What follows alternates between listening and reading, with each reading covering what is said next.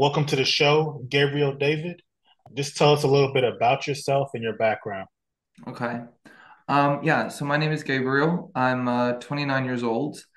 Uh, I was born in the south of France. My father is French, and my mother is Danish.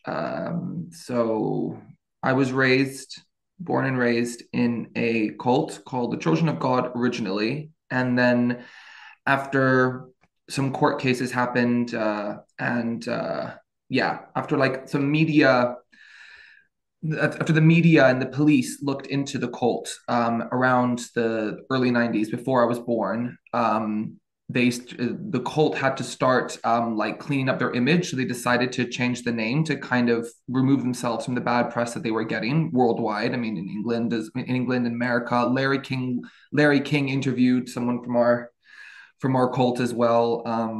And also just if anyone wants to know, Rose McGowan was also born into the cult, and so was the Phoenix family, was also part of the same cult. So River Phoenix, the one that died of an overdose outside the Viper Room, was also born into the cult. So it has a very big presence online, more so than ever because of some recent developments involving some women that have gone on a documentary recently and have gotten the Scottish police involved to help track down one of their abusers.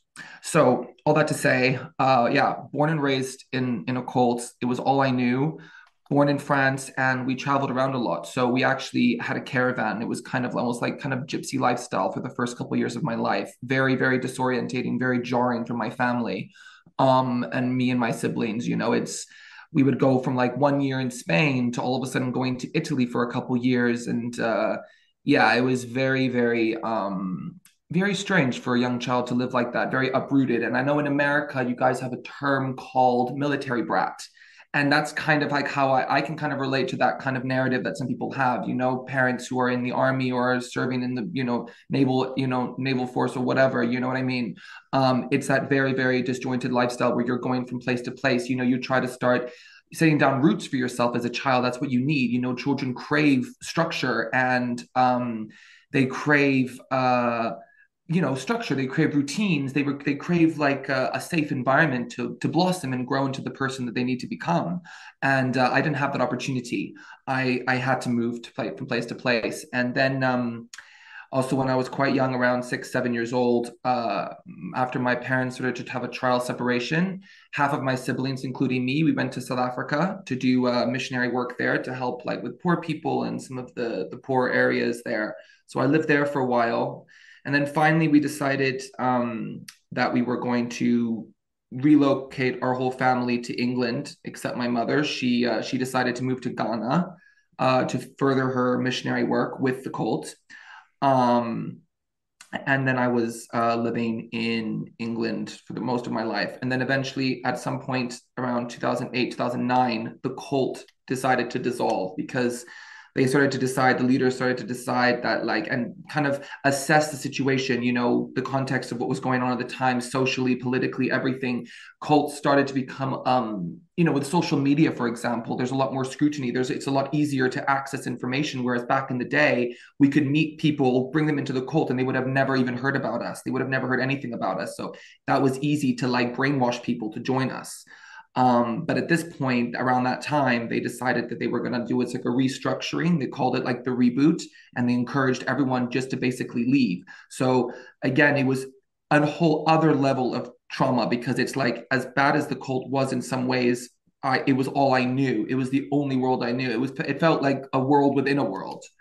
So to have that ripped away from me, the friends, the camaraderie, the communities that we were part of, and have to just be like, it felt so cold and so heartless that they just kind of just like shoved us out. Like, okay, now the cold is gone. Everything you've known for the past like many, many years. My parents were in it from teenagers. That's it. You're done. Nothing. No, like, no real money. No like help. No way to like advise these people. Like my mom never really had a job in her entire life. That was her whole life. She dedicated blood, sweat, and tears to this cult. And then suddenly we were gone. So I had to again kind of pick up the pieces. And then eventually I went to high school for the first time in England, and then college, and then university. Went down a bad road in some ways, which we can maybe get into later if you're interested to hear. Um, and then yeah, and then I decided in 2016 that I was going to move to Denmark, which is where I live now, with my mom. As in, I live in the same town as her, but I've got my own apartment. And yeah, I'm just trying to continue processing and finding closure. Awesome. All right, then. So let's begin at the beginning. You were raised in this cult, and you said your parents were in it since they were teenagers. How did they get involved in the cult? Yeah, that's quite an interesting story, actually, to be honest. So my mom grew up in a small town here in Denmark.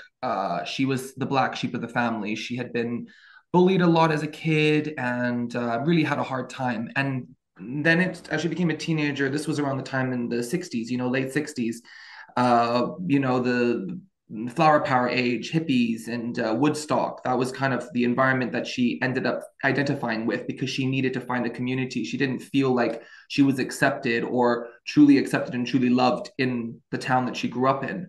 So she ended up getting into drugs and eventually moved to Copenhagen.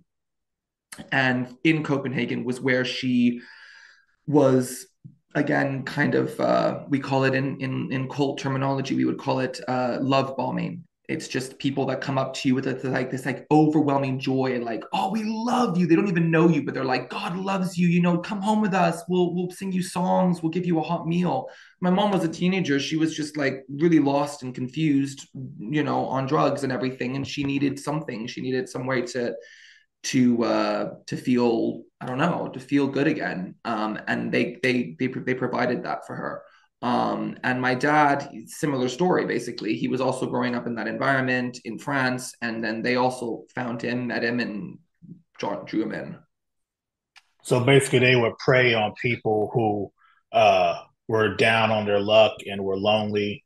Gotcha. All right, so let's talk about before we get into your life in the cult, what are the beliefs of this cult?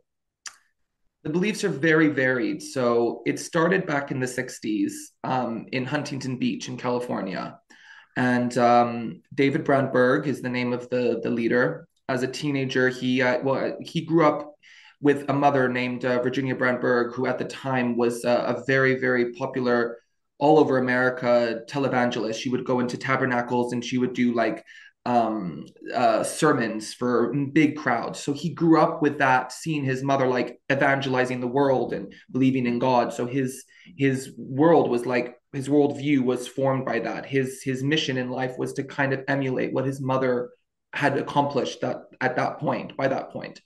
Um, so again, going back to what I said about my parents, he was in Huntington Beach and he was seeing all these lost and confused, drug addicted hippies. And he was like, he says in letters that he wrote and spread out to all the homes and all the communities in our cult all around the world.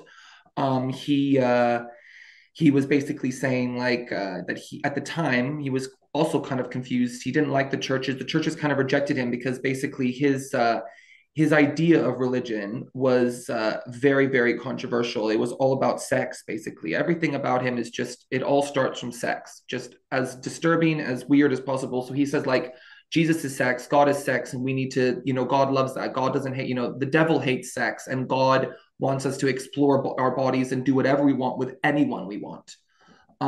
So he started this cult basically to draw in, and he could see what's sad is that he saw the vulnerability in these, and that's the beginnings, the makings of a cult leader right there. He saw the vulnerability in these hippies, these young, disenfranchised, jaded young people who just didn't want to be part of what their parents were doing. They didn't want to have careers. They wanted to try something new. They wanted to live a wild and fun life. So he just started collecting them, and then we had communes all over the world. We were in about 184 different countries at the height of the cult's popularity. Wow, 180 different countries. That's wild, man. All right, so let's get into it. So you were born in this cult. Your earliest memories are in this cult. What in the world was your daily life like? Another good question. It was very, very, this is another thing, like going back to what I was saying about how kids need structure and, having to move around so much. It was very varied. It was too, I can't think of the word right now. It was just too disjointed, basically. We would go from like 1 year in, for example, Spain in a home. We would live also, our communes within the cult, we would live with like sometimes 5 or 6 different families in one house, one big like house. But when I grew up, we were living with like maybe 2 or 3 families, and then my own family.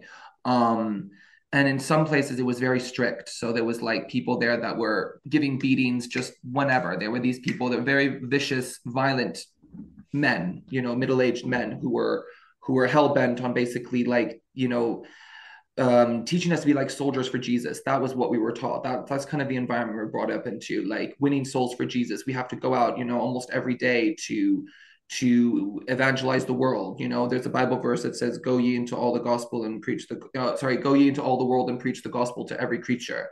And that was like one of our mission statements as well. So we would go from like one place was very strict, and then a next place I felt like I was being totally neglected. My education was being neglected. I was stuck in the house all day because I was young. So all the other people, all the older people were doing all these things, going out and witnessing, traveling around.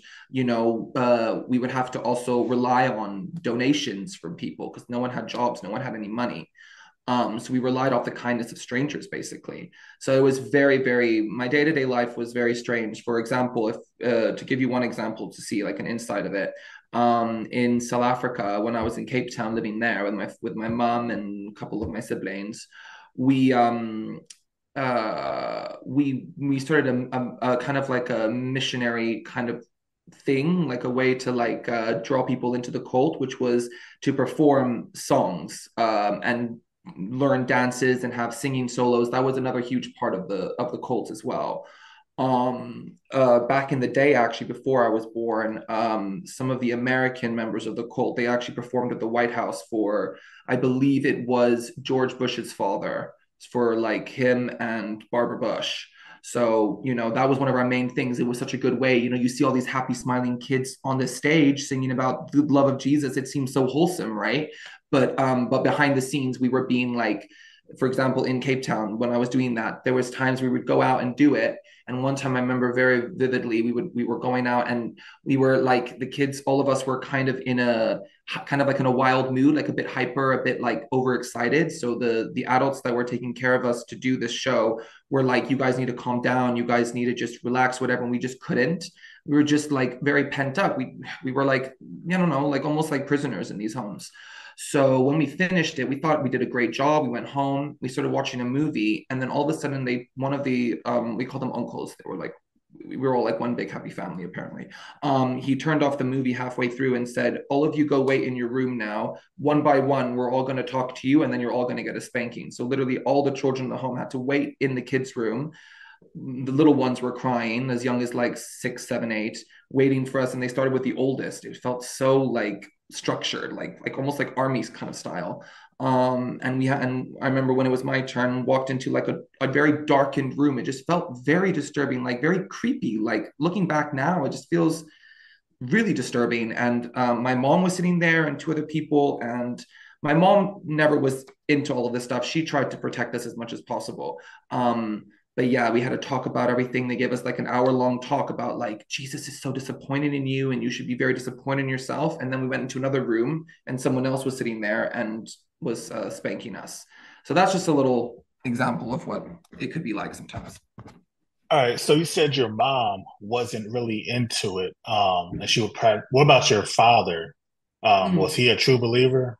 He was a Well, that's a good question. It's kind of with my dad, it's a bit of a mixed bag. He liked the cult for some of what it stood for, so he enjoyed some of the things, but I think it was very difficult for my parents to process some of the more controversial teachings because there was a lot of disturbing teachings, but you also have to remember that it wasn't like enforced. It wasn't like you have to do these things. It was basically a guide of how they wanted the members of the cult to live by. But every home could like if they were into that kind of stuff and even the weird, more controversial sides of it, they could do that. But luckily, with my parents, from my siblings, they were not into any of that. Nothing sexual, barely any kind of physical abuse, just like spanking sometimes. But I mean, growing up, I don't know about you, but like there is corporal punishment in some families, of course, and it doesn't have to be traumatic. It can also just be a way to teach you and grow you as a young man, to be a good person. So I don't have traumatic memories at all of my parents doing anything, inflicting any kind of really permanent or severe damage to me. So yeah. All right. So, what is your relationship with your father now? Is he still alive, or yeah? Are you guys on good terms, or? We're on really good terms, actually. Yeah, it's been a really healing journey. It took quite a few years. We had a lot of, but I think that can happen sometimes in the dynamic of a father and a son. He has certain expectations for his son. He wants to see his son grow into the kind of man that maybe he wanted to be as a kid, or, he wants the best for me. So we didn't see eye to eye for many years, but for the past, like, I don't know, 7, 8 years now. It's been wonderful. We've connected, and we working through the pain and the trauma of it. And now that the cold is gone, my dad is not associated with it anymore. So that's good news anyway. So one thing, when I did my research, I did a little bit of research because when I wanted my conversation with you to be fresh and spontaneous. So there was a lot of sexual abuse. That's one of the things that they're known for, like child sexual abuse. Did you witness any of that? No. I didn't witness any of it, but I know people, many people from the cult that were systematically from a very young age sexually abused. But like I was saying before, first it was the children of God. So that was the legal name of it. When I was born in '94. It was called the Family International, or they were kind of phasing out the Children of God title to become Family International, to make it sound less kind of weird and like hippie, more like family friendly, I guess, more public friendly. And they started working on like PR relations with people, with the media, with courts, with whoever was around. So that side of things kind of petered out. But the older generation of kids, the first kids that were born into the cult, it was a complete different story. I know some of them from back then that were, yeah, they in some of the homes that they lived in back then in the 80s. That was the height of like the most disturbing things that happened was in the 80s. And there was huge homes, we call them combo homes, and it'd be like massive properties, and it'd be like literally like 8 or 9 families all living under one roof, trying to make it work between all these different dynamics. And some of the homes, not all of them, but back then there was some homes that had a schedule on the wall called sharing schedule, and sharing means like sexual connection with someone or whatever. And they had all the young girls written their names, and then all the middle-aged men written there, and they had times and days which ones would go with which men. Whoa, Yeah. that's wild. So, you said you've met other people in this code. I'm assuming you guys have like support groups and things like that for ex-members. What is that like? Like, how do you heal from something like this? I imagine it's a ton of therapy, but so basically what I'm asking is there support groups and how do you heal? That's another thing I actually really want to talk about. So I'm glad that you touched on that aspect. So when the cult ended officially and all the people dispersed, everyone started to live and get their own places, having to start work. All the children were going into education for the first time, going to public school. So at the beginning of that stage, for the first, like I would say maybe 10, 15 years, I never heard of any support groups. I didn't hear about anyone really connecting. There was two kinds of people that left, young people that were born and raised. There was the ones that left and stayed in contact with all of their friends because they wanted a sense of like community still. They missed that, but they were not interested in the cult anymore. They just were really happy for their friends. And then there was me. I was in the second camp of people, and I just felt intrinsically like a gut reaction to all of that was to literally just close that chapter for now, push it down, ignore it like it never happened, and go into public school and make friends with normal people. And just live my life, get work, and just get my ish together, Um, and then just recently, in the past couple of years, thankfully, there's been a Facebook group that started for our members, and certain ones really felt like they needed it, and they joined.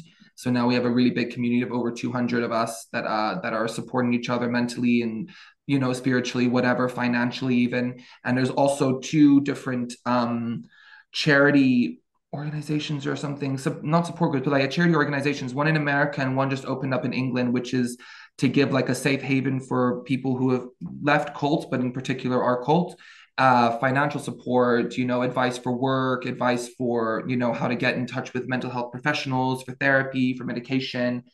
So yeah, it's looking up. It's looking up. All right. So you mentioned this reboot about how, like I think you said 1994, about how they shut down and they Oh no, no, sorry, dispersed not 1994, around 2008, 2009. 2008. All right. So is that when you officially left the cult, or did you leave before then? No, I mean, in a way, obviously, I do wish that my parents would have noticed before, like got the hang of it, because there was a lot of publications that were circulated from the leader. And then when he died, his wife took over as the new leader of the cult. And there were some really disturbing things that were being written about and talked about and celebrated and condoned. But I think it was difficult. It's a whole complex situation when you're dealing with brainwashing, dealing with love bombing, and a sense of community. It's so hard to break out of that.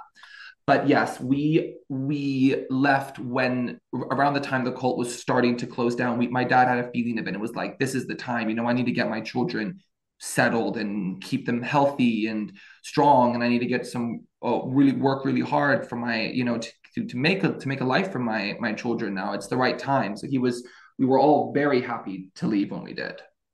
So is the cult totally done, or is it still around in some way, shape, or form? We definitely have some people from the old generation, from the ones that joined voluntarily. Some of them have some little community online, but it's not there's nothing like there's no one that's still doing any of that work or actually really believing in that stuff anymore. It's just little communities online of people who need to for moral support and stuff. All right. Let's see here. So once the cult ended and you were out, what kind of challenges did you face transitioning into the real world? Um, I would say the main challenge, but it wasn't a huge challenge. It was kind of an exciting challenge for me because I was quite young. I was already like 16, roughly 16, around the time that I went into public school. So that was a challenge to have to go to public school. But I don't know. I think because I traveled so much and I was constantly moving from place to place, I was so used to adapting to new situations. When you're born and raised in one small village or one small town, it's all you know. So that would be a huge culture shock for someone like that. But I never had that. I was constantly being uprooted. So for me, it was like, well, yeah, here we go. It's another thing for me to adapt to. Let's just get it going. And I really enjoyed it. I don't have anything to complain about. My school experience was fantastic, and I was so excited and grateful to have that at a young age, to get that high school degree and then college and then university in London. So in that way, it was fine.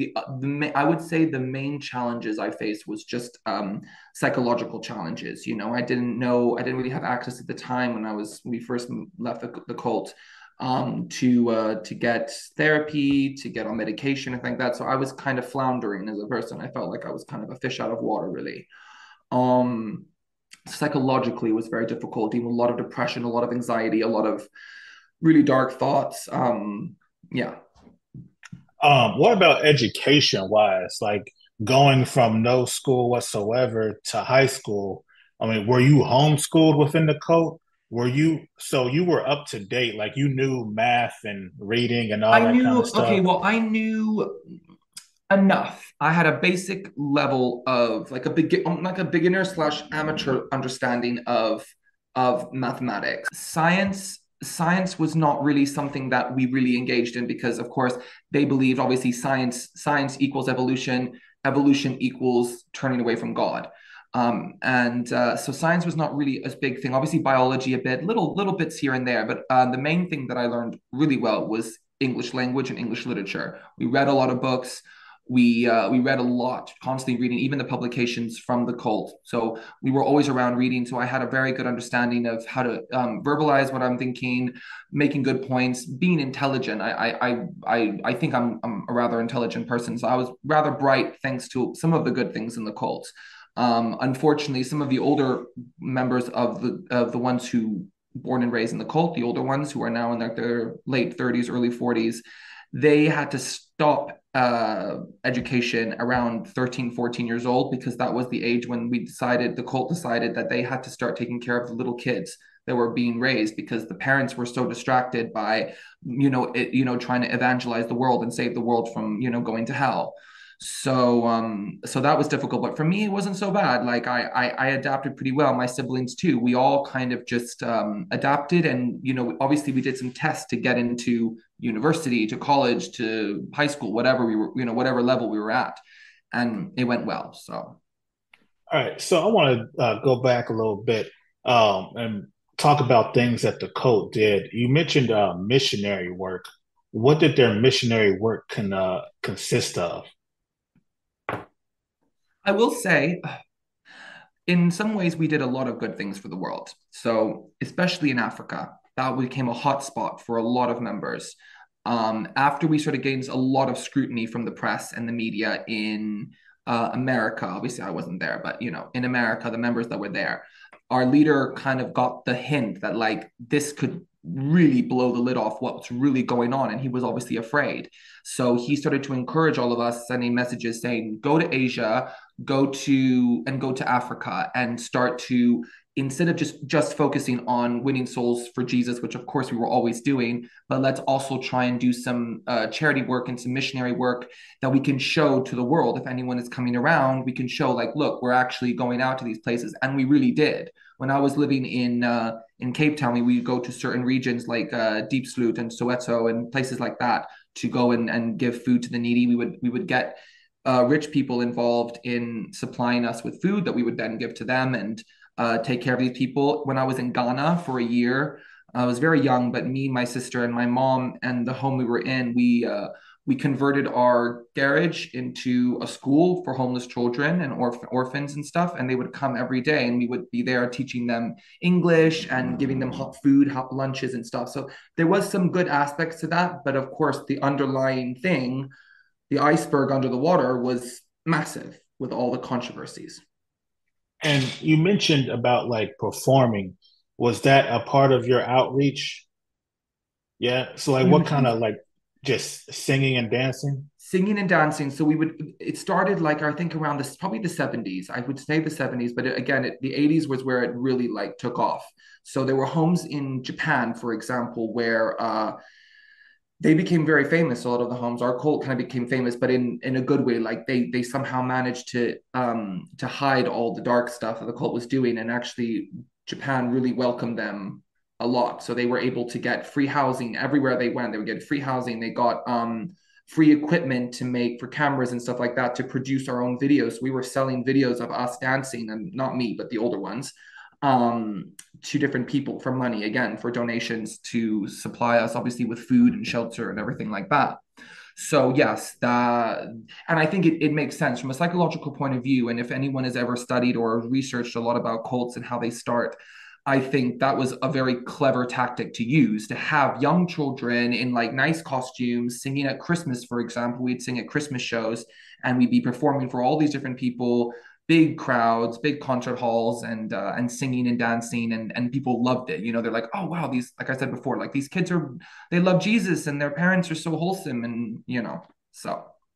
Yeah. So you mentioned about how in the past, it was really bad, and then they restructured itself. After the restructuring, which is the time period that you lived in the cult, what bad things happened? Because the reason I want to ask this is because we're kind of talking about it. Somebody might listen to this and kind of get the idea that, oh, all the bad stuff happened before you were in it, but you were still in a oppressive environment. So I just want to, what kind of things did you go through? Um, I and not just you, but definitely, also your siblings and other yeah. people. Yeah. So for me, And yeah, for me and most of my siblings, it was a lot of corporal punishment. So systematic in a way, because whenever we did anything little wrong, either they would, if it was like a lighter offense that the kids were committing, um, we would have to write lines. So we'd read Bible passages and we'd have to write like pages and pages and pages of verses. And again, it's like that indoctrination, that brainwashing again. And I don't say that in a negative way to the Bible or to Christians outside of a cult environment. I have no issue with that whatsoever. I celebrate anyone who finds something that gives them meaning and purpose in their lives, and as long as they're not hurting anybody, go for it.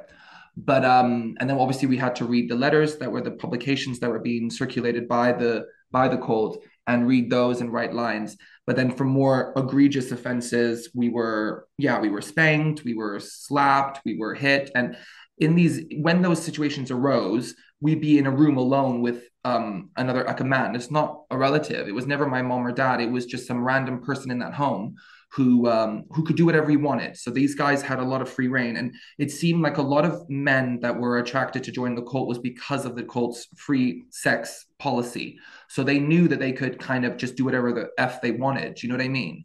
So a lot of them were very violent, very, very violent. So I've encountered some men that, yeah, very traumatizing to be around. They just had this dark energy, and you'd think they wouldn't because they were believing in Jesus and they were praying every day and stuff, but they just believed in this, like, you've got to, kids deserve a lot of physical. It's almost like they deserved a lot of physical abuse. Anything that we did wrong, if we questioned things about the cult, for example, anything with other teachings or we didn't understand something, it was like, okay, now come in the room, here we go. So that was the main thing that I would say that I experienced was that. Gotcha. Now, let me ask you this. So you are a gay man, correct? What was the cult's views on LGBT issues? Well, you have to understand, like I said before, we started the cult very early. So that was around the time where like LGBT wasn't even really a thing.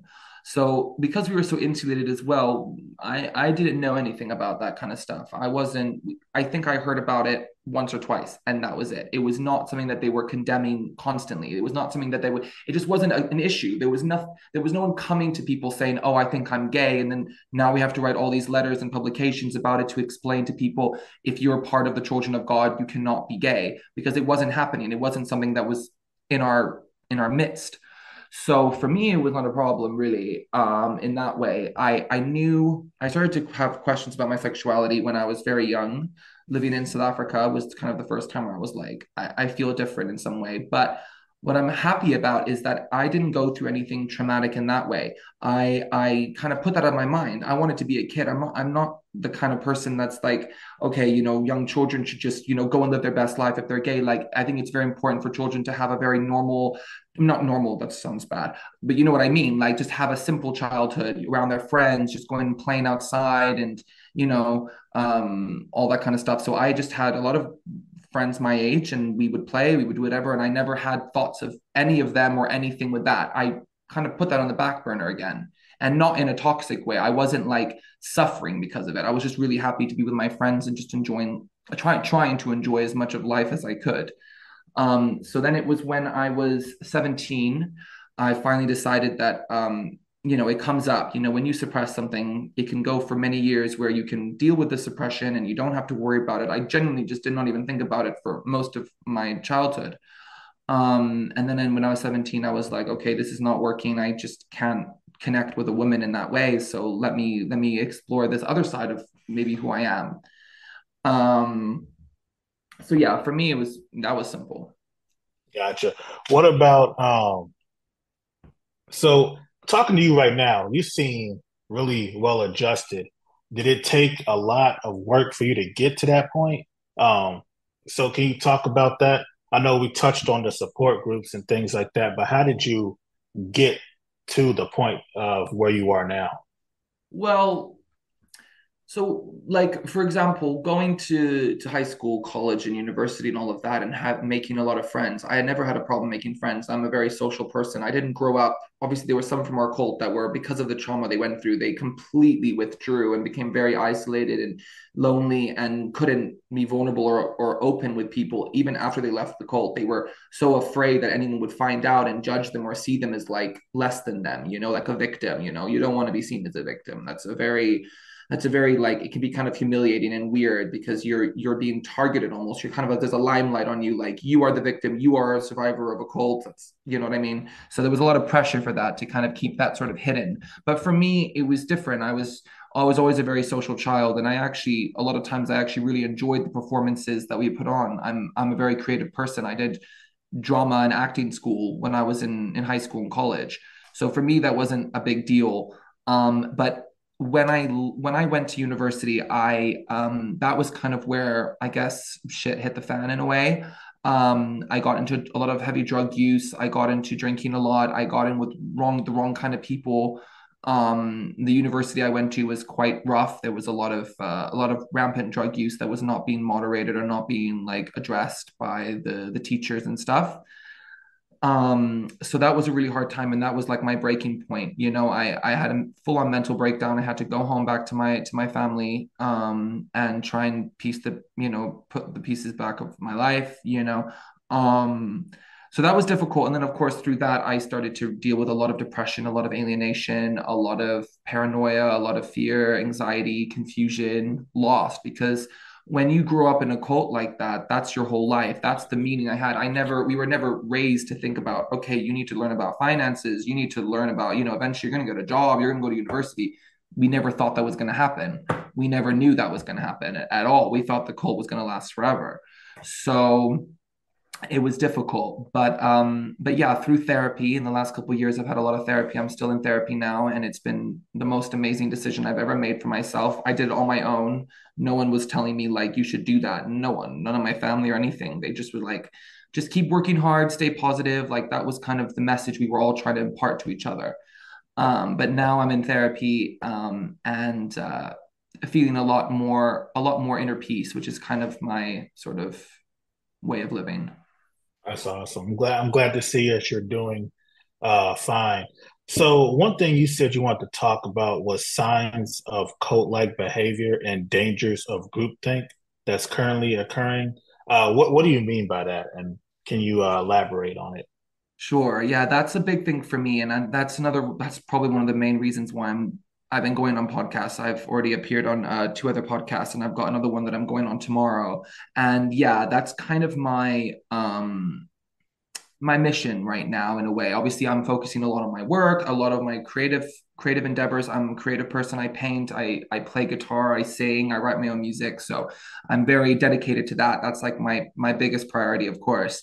But as a way to kind of raise awareness for cult-like behavior and groupthink, I find it's very prevalent now today. Even in the LGBT community, there's a lot of that going on. There's an extremist section of them that are trying to push a lot of very controversial ideas. Like, I don't know, I see it in America a lot right now, which is like drag queens performing at kids' story hours and things like that. And to me, I really have a strong intuition. And for me, I just immediately, when I started finding out about these things, the whole transgender thing, obviously any consenting legal adult, live your best life, do what you need to do. But when it starts to impact children, you're starting to put that on children, that has triggered me and made me think like, well, that's kind of what I was going through in the cult.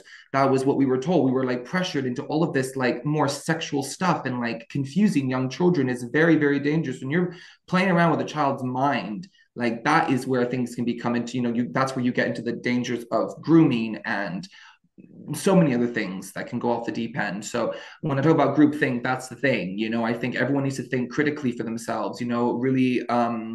Really utilizing critical thinking and being more skeptical of what you're seeing in the news, of what you're seeing at school, at your work, processing things in a way of like, well, does this really align with my morals? Does this really align with what I was raised in and the standards that have been set for me and that I've set for myself? So I'm worried, and it's not just that, but even There's a lot of different organizations out there now, and a lot of people, they will attach themselves to these to these organizations, to these movements, and use it and abuse it for their own gain. Even some people who started to align themselves with Black Lives Matter movement in America, a lot of them were doing it for like show. You know, you had people during the riots going out with signs, and they were doing it for a photo op, like Yeah. things of that nature. Do you know what I mean? Like that's where Yeah, things yeah. I become definitely see what dangerous. you mean. Like for example, with the Black Lives Matter thing, you know, obviously police brutality is bad, and there are definitely issues within the Black community that activists are trying to address.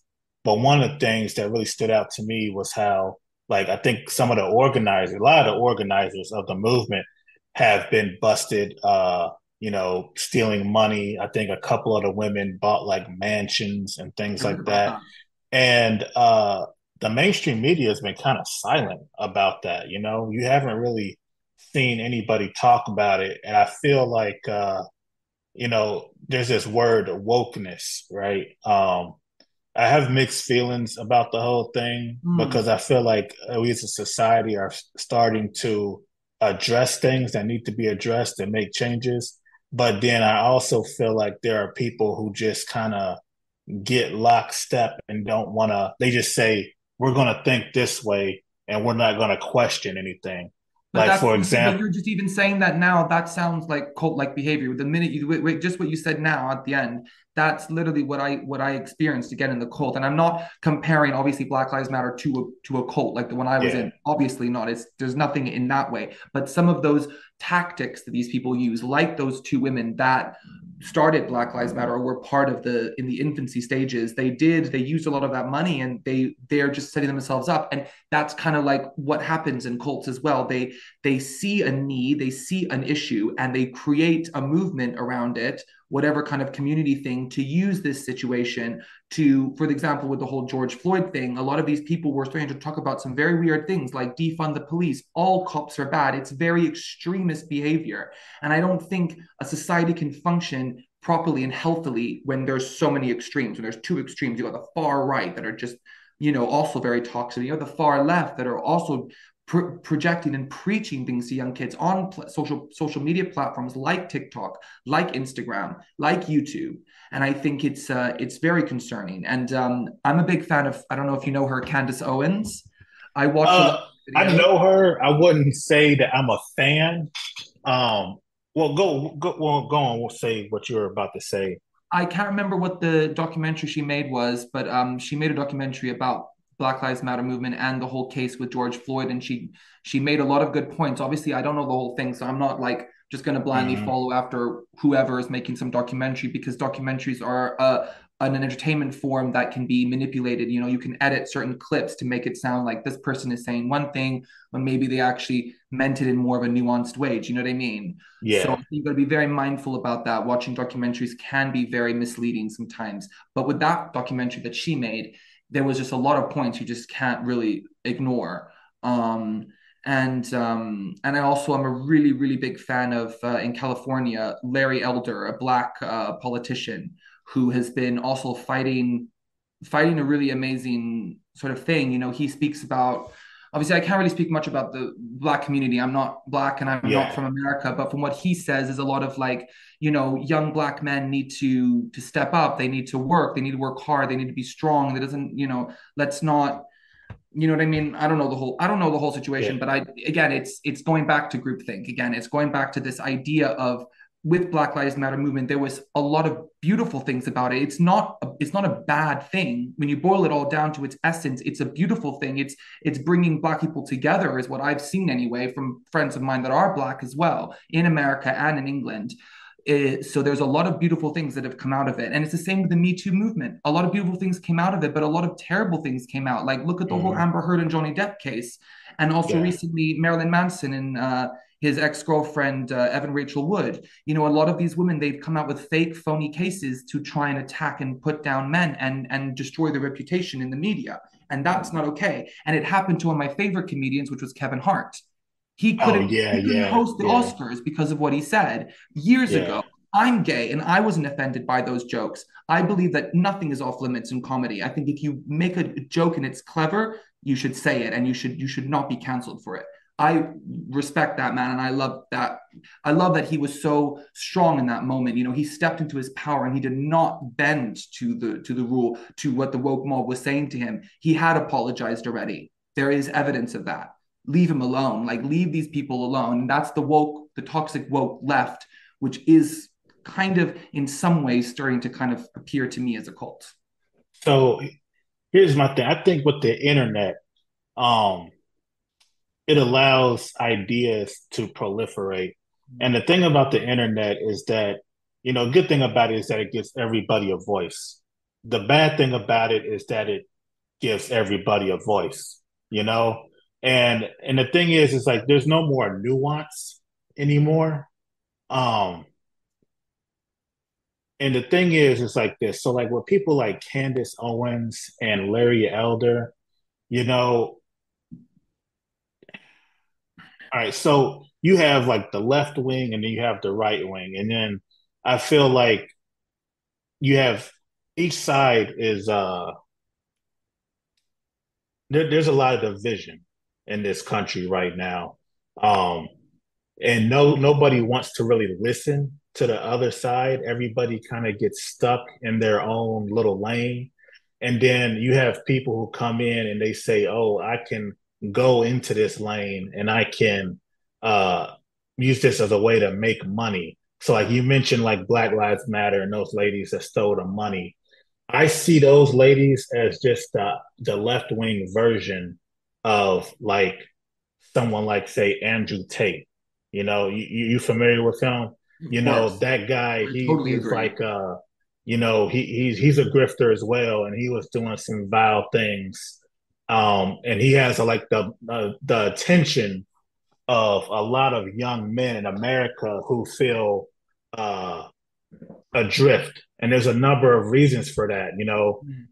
And the left has a hard time getting young men. They feel left out, and so you have people like Andrew Tate and other right wing grifters who will come in and get them, They and saw because there's no he's the kind of guy that saw a need and filled it. He really did. yeah. He has a cult. I believe that his followers are there is a cult going on in the Andrew Tate community. However, I'm Mm. not going to sit here and insult or undermine or ignore the fact, like you said, there is a mental health crisis statistically proven in especially in America, but I think also in the Western world here in Europe. The statistics have proven that suicide rates among men are higher than women. Yeah, And they that's not are. being addressed by feminists. And I can't align It's myself not. with people that are not addressing the other side of the coin. And I feel for these men. I feel for these disenfranchised men. I've got friends who are addicted to gaming. They have no life, no real life, no real purpose. They don't have like a full-time job that they're really proud to go to every day. They sit at home, smoke weed, and play computer games every day for like, nonstop. And these men Yeah. they're craving something. They're craving either like some kind of structure, some kind of healthy way to live. And they see someone like Andrew Tate who's living this amazing life, super rich with women all around him. He stepped into a place where these men needed someone to look up to, a leader. So I even with him, I don't really with him it's a bit complicated because even with him, I kind of feel like there's parts of what he's doing that is good. He is trying to do some good things for young people. He's gone on podcasts before and he's spoken about a lot of things that I actually kind of agree with, some of the more conservative things. But he doesn't practice what he's really preaching. What he should be preaching, what men need to see, is a strong man who's married in a healthy, beautiful relationship with his wife, with children, working hard, high standards, high morals. You know what I mean? Like living a good, honest life. And that's what these young men need to look up to. Yeah, I agree with you on that. Thing is like I don't know if Andrew Tate is the guy. For example, someone like Jordan Peterson. I don't know if you're familiar with him. Jordan I am Peterson. very much, yes. Um, he he he came on the scene, and I think he was trying to give a lot of young men the answers. But the way the internet and groupthink is set up is that they kind of push people to one side or the other.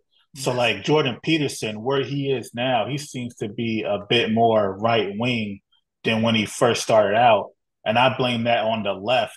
The left doesn't want to really listen to the issues that people are going through, and then vice versa.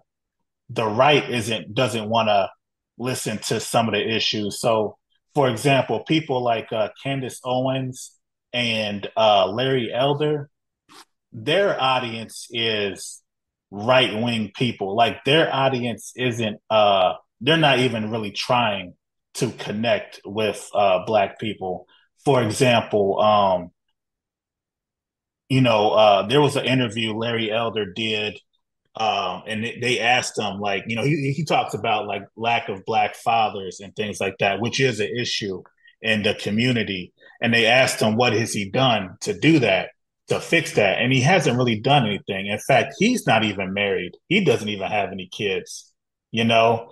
And so that's the thing. And it's like, I think that there are people who, they have their ideas about the black community, and they like want to see a black person parrot those ideas to make them feel better. Like, for example, let's say I had negative views of gay people, right? Like I say, like people will say, oh, gay people, they're always out here, spreading STDs and blah, blah, blah, and things like that. If there was a gay man who parroted those things, like those views, he would get a huge right wing following. Like I don't know if you remember Milo Yiannopoulos Of course. or something like that. Yeah, yeah. Now, do you feel that he speaks for the gay community?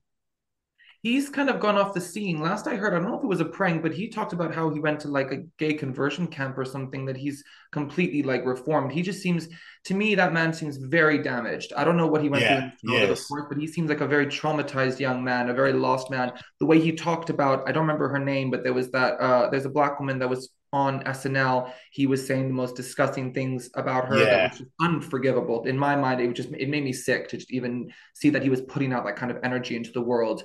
Um, but again, yeah, again, I think with the gay community, and I think even with the black community, when you even said like the black community, like it's not what is the black community? There's so many Yeah. different aspects of it. There's so many different shades of it. What is with the world trying to group everybody into these little boxes? Like, you're black, so you're part of the black community. What does that even mean? The Mm. gay community, what does that even mean? There's so many people of so many different walks of life. I've met many in Africa, for example. The South Africans are very different from the Ghanaians that I was around.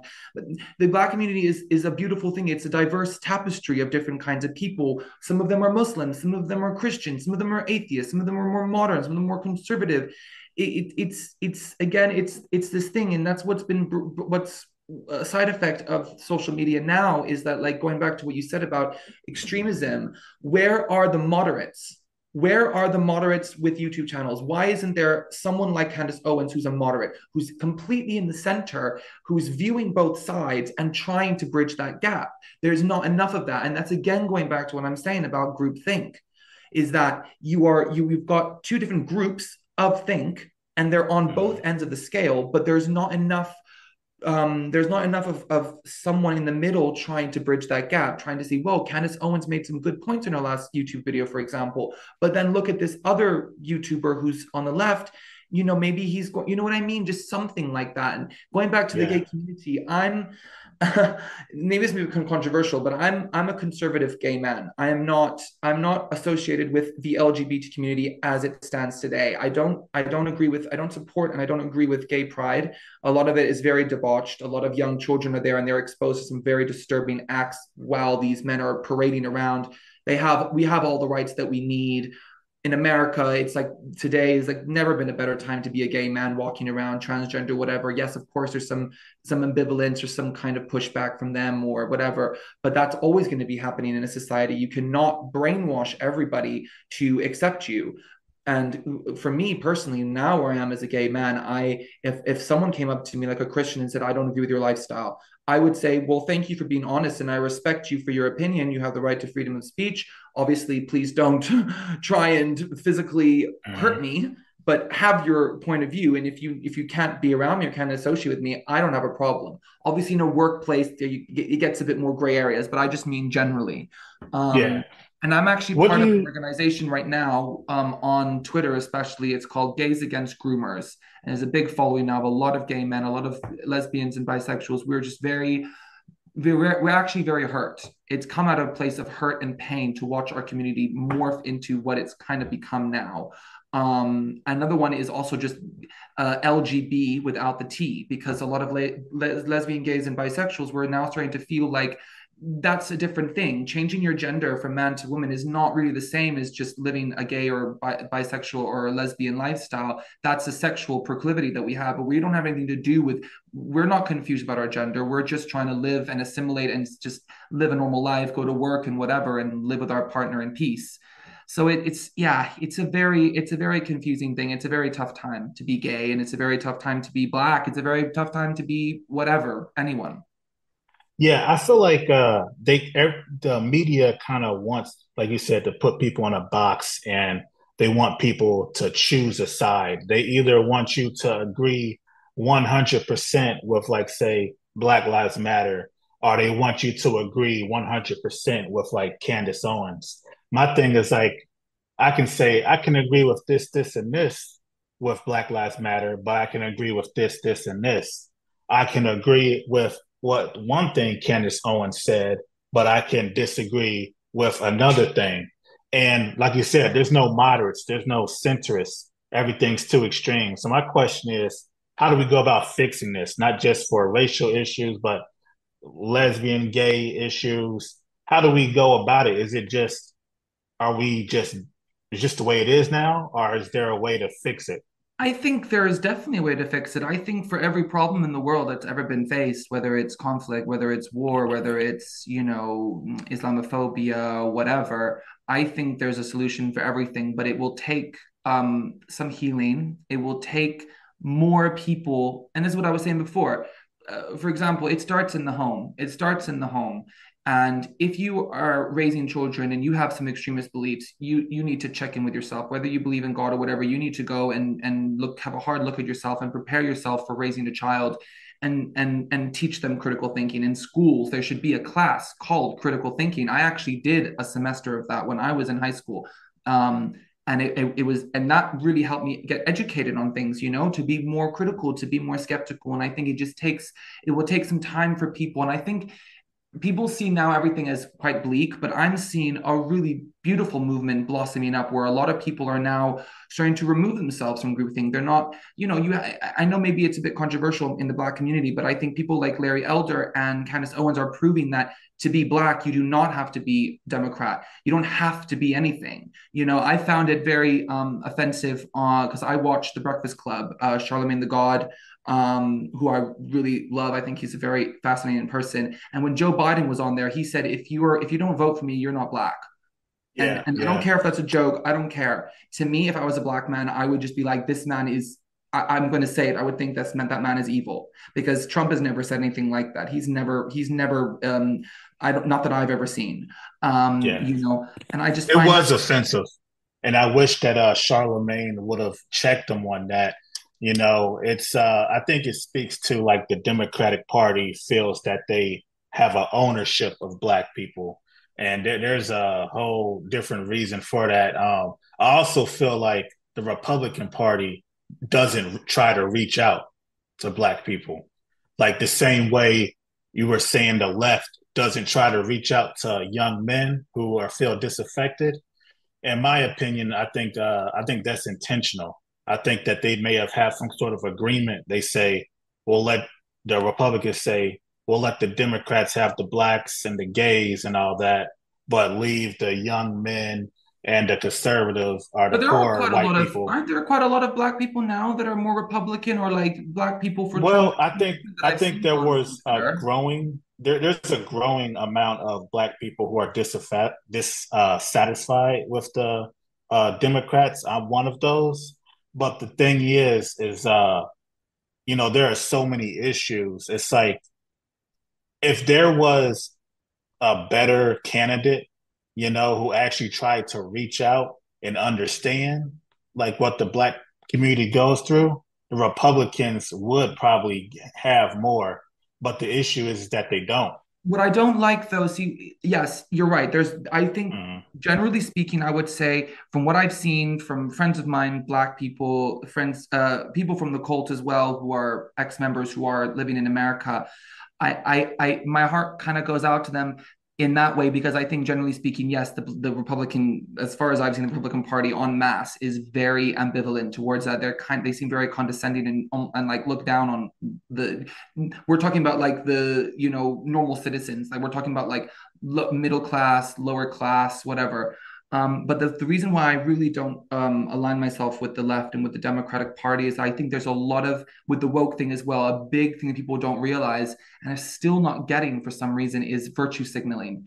It's this attitude of like, let's weaponize the Black community for our own gain. You know what I mean? There's a lot of those candidates, the way they speak about Black people. If I was Black, I would be disgusted. I'd be like, that's an insult. That's like, you're acting as if as like Black people need to be like babied or they're victims of something, even when a lot of them are not. Like a lot of people, I'm sure, live great lives as Black people and are really respected in their communities. And it just feels like virtue signaling is a huge thing. For example, it's that whole thing with the Black Lives Matter movement, which I really didn't like, was seeing people just write hashtag Black Lives Matter. And it's like that was their activism for the day. That was like their good deed for the yeah, day. That's virtue yeah, signaling. You want to appear yeah. to the world and to your friends and to your community. You're a good person. Holding up a sign. What are you really doing? Like, do you really are you going to these communities? Are you really talking to Black people and giving them a voice or trying to understand, not from a selfish point of view, but from an altruistic point of view, from a point of view of like selfless because it means something to you, really deep down believe in it. But like, I don't know if a lot of these celebrities and a lot of these people that were promoting Black Lives Matter, I don't think if the Black Lives Matter movement had started, their mouths would be shut for business Mm, about Black issues. So many of these celebrities in Hollywood, for example, they never called out anything that they were seeing. It's just now because it's forced on them, and I'm sure their PR people, whatever, their agents are telling them, okay, now it's a good time, right? Hashtag Black Lives Matter. You're not going to get any pushback. You won't get canceled. So it's fine. This one is a good one to do, but don't go to this one. Don't use hashtag this, use hashtag BLM, use hashtag ACAP. And I really don't like that. I just find that very disturbing and it disappoints me. And it's kind of hurtful to see because I feel bad for these young children that are growing up on social media, just seeing hashtags as like their way of like showing that they're a good yeah, person. I agree. So let me say one last thing, and then I'll ask one last question, and then Yeah. we can move on. So like for example, recently in the state of Georgia, there was an election between two black candidates, Raphael Warnock, who was for the Democrats, and then they had another candidate. His name escapes me. He's a former pro football player. Um, and the guy has CTE. I don't know, man. What is this guy's name? Let me give me just 1 second. But basically, um, Is he it was a Republican, the other prime. guy? Yeah, the black guy. Wow. He has CTE. Um, he like if you know Joe Biden, he seems to be deteriorating. This guy was even worse. Oh wow. Let me see. Hold on a second.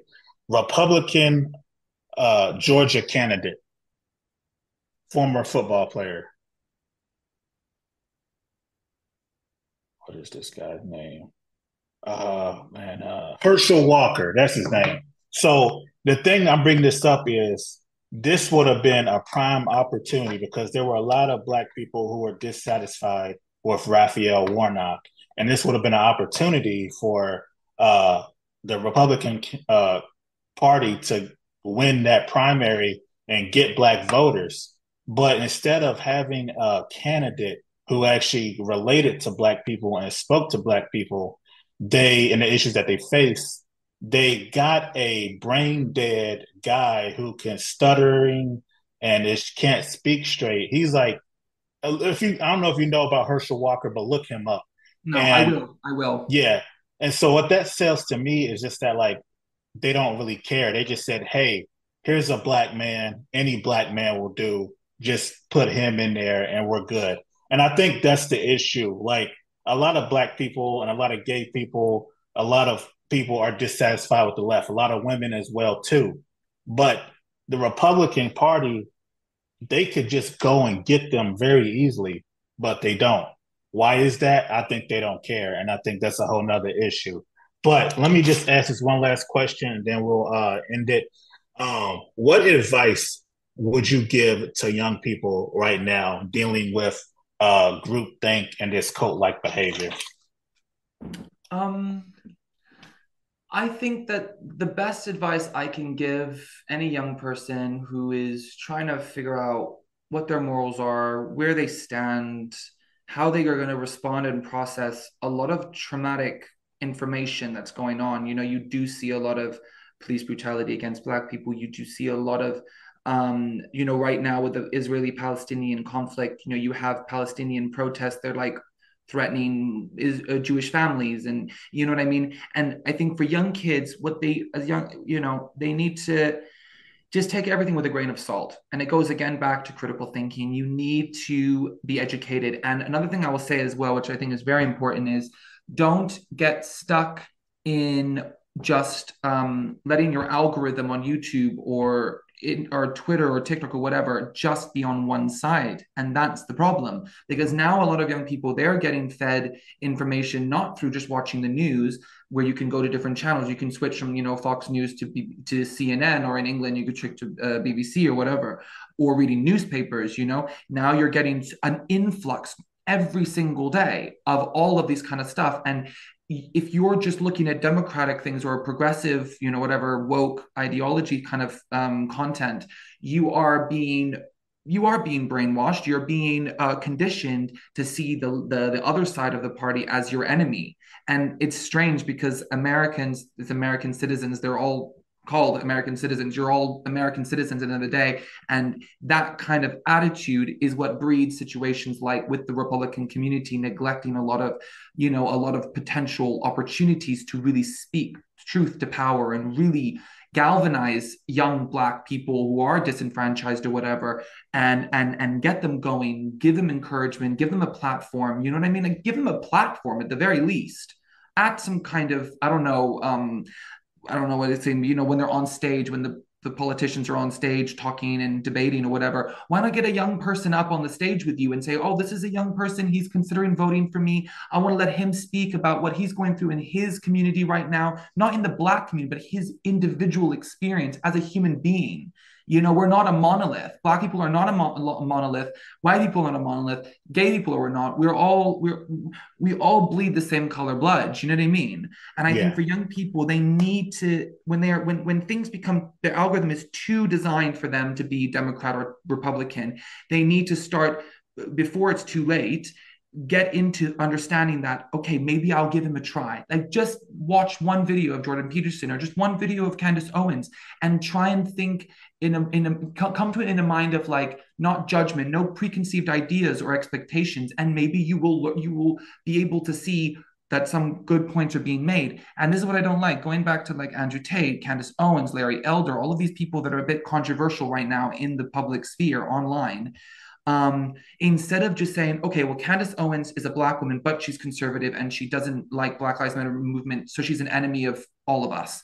Why not try and see, well, she's a person with her own values and own beliefs. Let me see if there are some things that she says that will agree with me. I'm not saying that everyone needs to start becoming a super fan of Candace Owens and Andrew Tate, but start to learn and condition your brain to be able to not see someone as how they're portrayed in the media, but listen to certain words. And it's the same with Trump. A lot of the CNN media that was being put out about Trump was so toxic. It was edited. It was showing him as like this evil villain, when there was actually lots of Mexican people that were voting for him. There was a lot of Black people that actually voted for him. If you look in the details of the Yeah, it voting, was an increase. Yeah. you know what I mean? So it's just Yeah. very, very disappointing that people are getting this information. And we cannot, I'm not going to sit here and try and say, like, well, we need to start to speak to like Candace Owens about these things. I'm talking for the people that we're just viewers. We're just observers right now. We're not in the public sphere. And with all of these extremists on both sides, it's so important for young people to see, okay,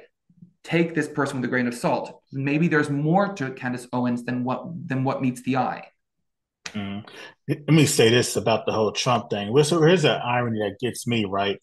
It's like, people will say that Trump is racist. And I'm not saying that he's not. I definitely think he has his prejudices. But when you compare him to Joe Biden, Trump was only in office for 4 years.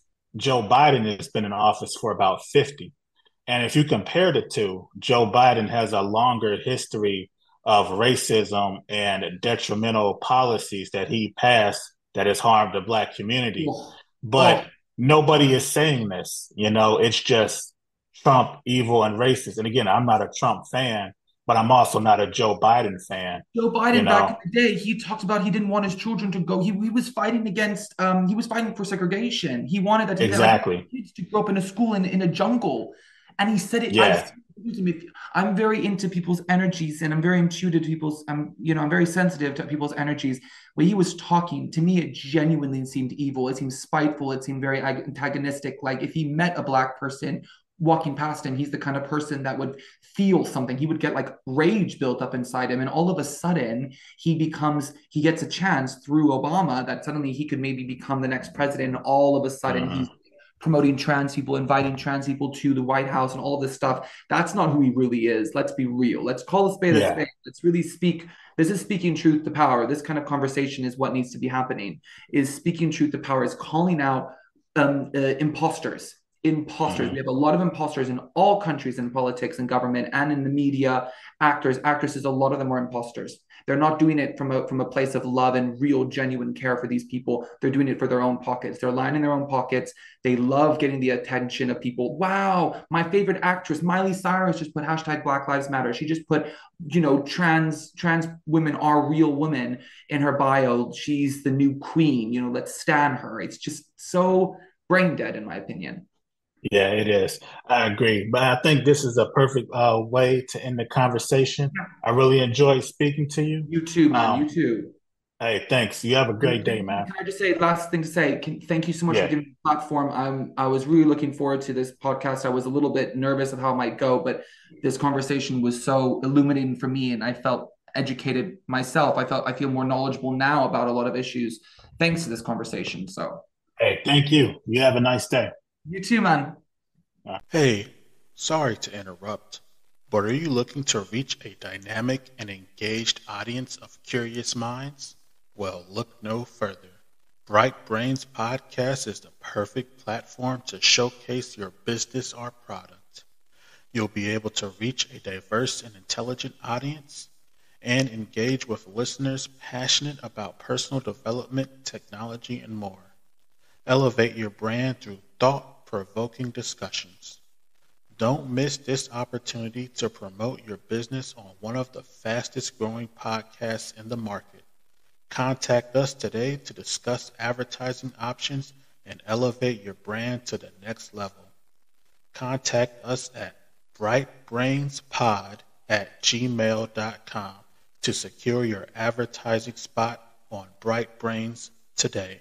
Again, that's Bright Brains with a Z pod pod at gmail.com. Now, back to the podcast. All right. That's a wrap. Thank you for joining us for another enlightening conversation here on Bright Brains. I hope you've gained valuable insights and inspiration to fuel your own bright ideas.